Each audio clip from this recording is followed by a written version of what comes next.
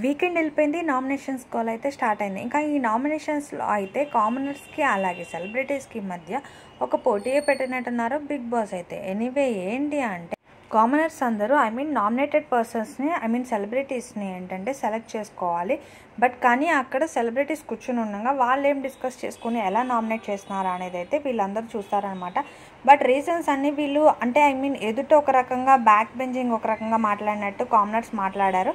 అలాగే ఎగ్జాంపుల్ రీతు గురించి వరకు రీతుతో ఫుల్ క్లోజ్గా ఉన్నారు. బట్ కానీ నామినేషన్స్ విషయానికి వస్తే వాళ్ళందరూ గ్రూప్గా మాట్లాడేటప్పుడు వీళ్ళందరూ వీళ్ళ గురించి మాట్లాడుకునేదంతా డిస్కషన్ అయితే ఇని చాలా షాక్లో ఉన్నారు అందరూ. అలాగే సంజన గురించి, ఇమాన్యుల్ గురించి, వీళ్ళందరి గురించి మాట్లాడుకున్నారు. ఇంకా నామినేషన్స్ అయితే అయ్యారు.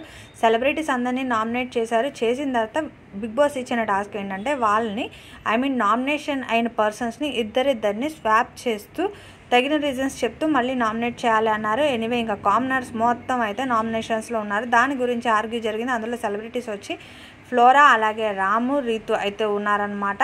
కళ్యాణ్ గురించి అయితే ఏ మాట పడితే ఆ మాట మాట్లాడతారని చెప్పొచ్చింది. ఇంకా ప్రియ ఏం మాట్లాడుతుందో అర్థం కాదా అని క్లారిటీ వచ్చింది.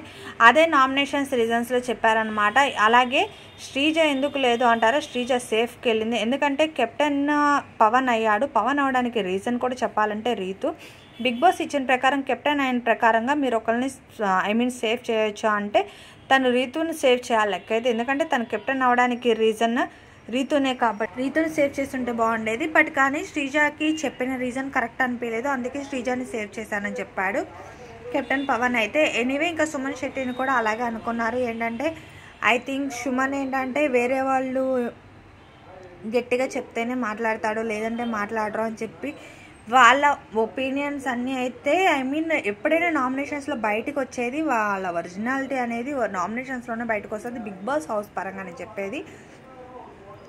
ఇంకా వాళ్ళందరూ ఈ మాటలు విన్న తర్వాత వీళ్ళని రీజన్స్ చెప్పి నామినేట్ చేశారు. నామినేషన్స్ ఆఫ్టర్ ఈ నామినేషన్స్ వాళ్ళు ఏంటంటే రీతు అలాగే తనుజ కూడా ఒకటైపోయారు.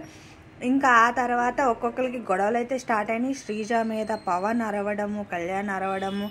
శ్రీజ అన్నిటికీ తుస్సు అంట మధ్యలో వచ్చేస్తుంది అని నాకు సార్ ఊరికే అనలేదు. అన్నిట్లో నిజంగానే ఇన్వాల్వ్మెంట్ గట్టిగానే చూపిస్తుంది. ఇనిమే మీ ఫేవరెట్ కంటెస్టెంట్ ఎవరో కూడా నాకు కమెంట్ చేయండి. అలాగే ఫస్ట్ టైం ఎవరైనా వాచ్ చేస్తుంటే సబ్స్క్రైబ్ చేసుకోండి. ఇంకా లైవ్ ప్రకారంగా చూసుకుంటే ఈరోజు లైవ్లో అయితే ఏం లేదు, మొత్తం నామినేషన్స్ అయితే అయిపోయినాయి. నామినేషన్స్ తర్వాత ఇంకా లైవ్లో నార్మల్గానే కొనసాగుతుంది. అలాగే ఇంకా తనుజ అయితే నాకు కాఫీ వచ్చినందుకు ఫుల్ రిలాక్స్గా ఉందన్నారు. హరీష్ గారు వచ్చి మాట్లాడుతున్నారు. ఇంకా ఇదే డిస్కషన్ అయితే జరుగుతుంది. ఎనివే ఈ వారం అయితే బిగ్ బాస్ హౌస్లో గట్టిగానే పోటీ ఉంది. చూడాలి ఏమేమి టాస్క్లు పెడతారో బిగ్ బాస్. అందులో నాకు సార్ ఏంటంటే కెప్టెన్సీ టాస్క్ మళ్ళీ పెట్టొచ్చు అన్నారు. ఈసారి కెప్టెన్ ఎవరు అవుతారో కూడా చూడాలి. ఇంకా నామినేషన్స్ అయిపోయిన తర్వాత బిగ్ బాస్ హౌస్లో అయితే ఆ గోల్ అయితే ఎప్పుడు ఉంటుంది. ఇంకా కామనర్స్కి అలాగే సెలబ్రిటీస్కి మధ్య వారు ఉంటుంది. ఇంకా అలాగే ఫ్లోరా అయితే తిను శ్రీజ అయితే ఏదో దొంగలు ఇచ్చినట్టే ఉంది వీడియో ప్రకారంగా చూసుకుంటే. లైవ్లో అయితే ఒక క్లారిటీ ఉంది, వీడియో పరంగా లేదు. ఇంకా శ్రీజ రాముతో మాట్లాడుతుంది. ఆ తర్వాత పవన్కి శ్రీజకి కూడా చిన్న ఆర్గ్యూ అయితే డిస్టర్బెన్స్ వచ్చింది. ఇంకా భరణి అలాగే రీతి చౌదరి అయితే జరిగిన నామినేషన్స్ గురించి డిస్కషన్ అయితే అవుతుంది.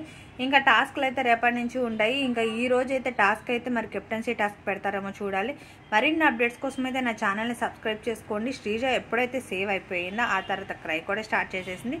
Thank you for watching. Video కూడా లైక్ చేయండి. బాయ్.